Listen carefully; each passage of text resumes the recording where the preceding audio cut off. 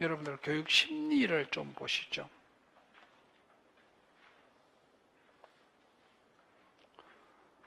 네, 교육 심리를 좀 보시면은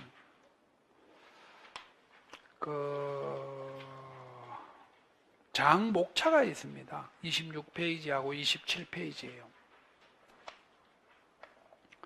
26페이지하고 27페이지에 장목차가 있는데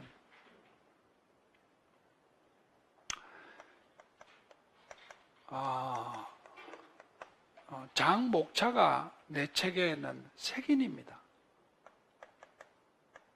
색인입니다. 그래서 늘 복습이나 예습하실 때는 장목차를 가장 중심으로 여기십시오.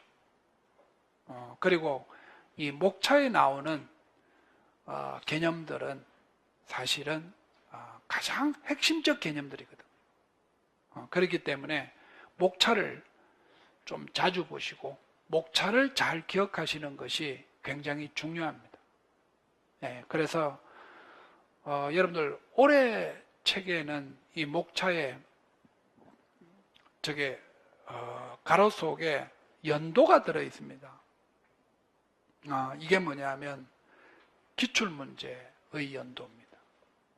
그래서 요거는 2000년 이후에 연도만을 실었고 2000년 이전은 다 버린 겁니다. 그러니까 객관식하고 주관식의 기출문제를 우리가 연도별로 우리가 표시해 놓은 것이다. 이렇게 이제 보시면 됩니다.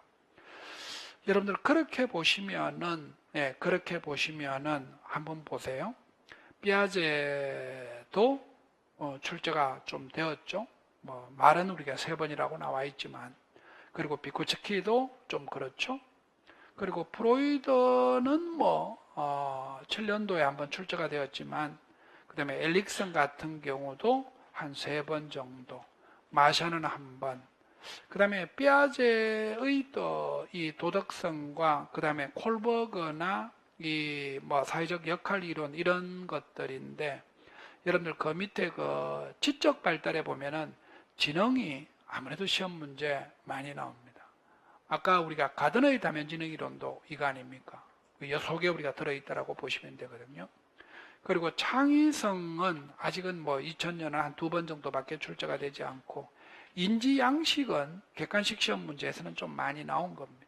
인지양식은 객관식 시험 문제에서 좀 많이 나온 거고, 그 다음에 메타인지라는 부분도 한 2번 정도. 그 다음에 그 제7절에 우리가 동기이론이라고 있는데, 이 동기이론은 객관식일 때는요, 여러 개의 동기이론이 하나로 종합되어서 출제가 되어서 03년도, 그 다음에 10년도, 11년도는 종합적인 문제라는 거예요. 그리고 이제 개별적인 문제들로 나올 때는 그 옆에 이제 우리가 이렇게 정리를 해 놓은 겁니다. 그래서 어떻든 이제 그런 것들이 쭉 이루어졌고, 그 다음에 여러분들 그 10절로 넘어오시면 파블로프의 고전적 조건화설, 그 다음에 손다이크는 한 번도 출제가 된 적이 없고요. 그 다음에 스키너가 있고, 그 다음에 정보 처리 모형 굉장히 많이 나왔죠. 정보 처리 모형들이 우리가 시험 문제로 굉장히 많이 출제가 되었습니다. 출제가 되었고, 그 다음에 벤두라의 관찰학습도 시험 문제로 많이 출제가 되었습니다. 그리고 준비도는 별로 시험 문제가 출제가 된 적이 없는데, 학습의 전이로는 시험 문제가 제법 출제가 된 문제입니다. 그래서 요게 여러분들이 좀 중요성을 우리가 파악하실 수 있도록 제가 이제 2000년 이후를 실었습니다. 그러니까 2000년 이전까지 하면 너무 많아가지고 좀 그런 거라서 2000년 이후만 우리가 실은 건데, 여러분들 이 목차가요,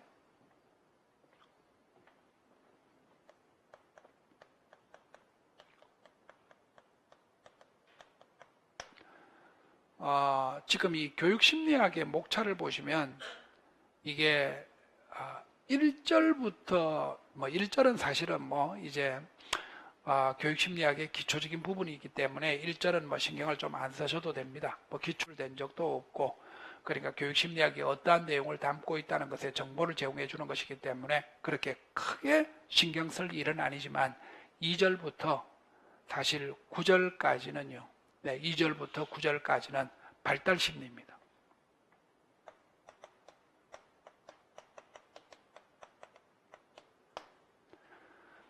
교육심리학은 큰 양대 축으로 되어 있습니다. 그 중에 한 축이 발달심리입니다. 그 중에 한 축이 우리가 발달심리고, 그 다음에 10절부터 시작을 해가지고 13절까지, 10절부터 우리가 13절까지는 학습심리학입니다.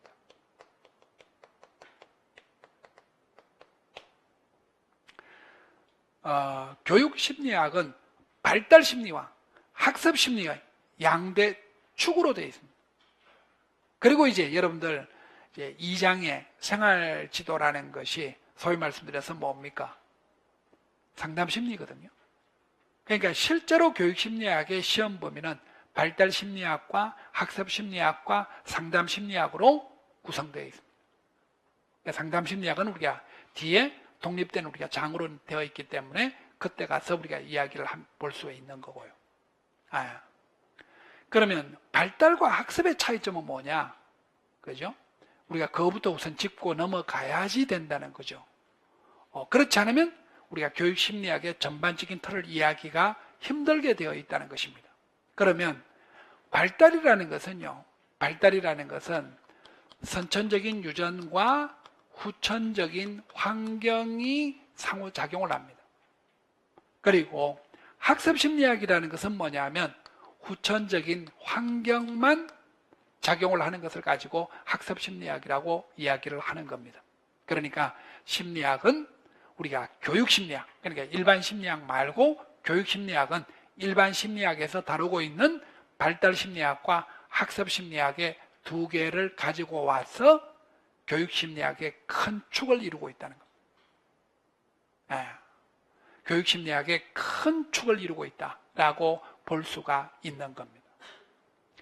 그러면 이제 이게 이제 분량은 똑같지 않습니다. 여기 보시다시피 분량은 좀 차이가 있는데 대체적으로 발달심리학이 한 3분의 2를 차지하고 학습심리학이 한 3분의 1 정도밖에 안 됩니다. 그러니까 학습심리학이 발달심리학에 비해서보다는 비중이 적다는 겁니다. 그러니까 중요도가 떨어진다는 것이 아니라 비중이 적다는 겁니다. 그래서 한 3분의 2 정도는 이쪽에 있고 3분의 1 정도는 학습심리학에 있다라는 겁니다.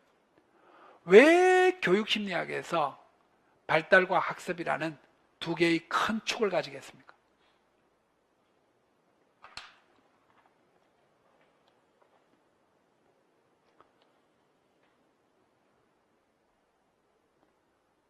교육이죠.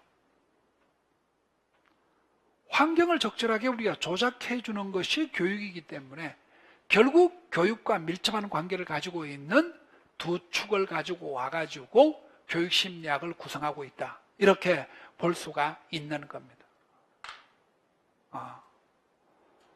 그리고 각각의 우리가 이 심리학에서 이 학습심리학은 학습심리학부터 이제 먼저 말씀을 좀 드리면 여러분들이 이제 강의를 들으실 때 되도록이면은 뭐 연습장이라든지 뭐 이면지라든지 이런 걸 가지고 조금 메모하시면서 듣는 게 좋고 책에 이게 쓸만한 이 여백이 별로 없습니다. 그래서 되도록이면 메모를 좀 하셨다가 나중에 이제 복습하실 때 책에다가 좀 옮겨 놓으시면 도움이 됩니다. 그렇다고 해서 책을 이외에 엄청난 내용을 어떻게 추가시킬 만한 그런 부분이 있느냐? 그런 부분은 없습니다. 그런데 어떻든 이제 설명을 책을 읽고 줄을 친다고 하는 것은 여러분들이 혼자 공부하셔도 안 되겠습니까? 그래서 이 학습심리학은 이게 여러분들 대학에서 학습심리학을 잘 가르쳐 줘야 되는데 실질적으로 학습심리학을 대학에서 잘 못 가르칩니다. 왜냐하면 대부분이 이제 이 발달심리학에 눌려가지고 학습심리학을 제대로 다루고 있지 못하는 경우들이 워낙 많습니다. 그런 건데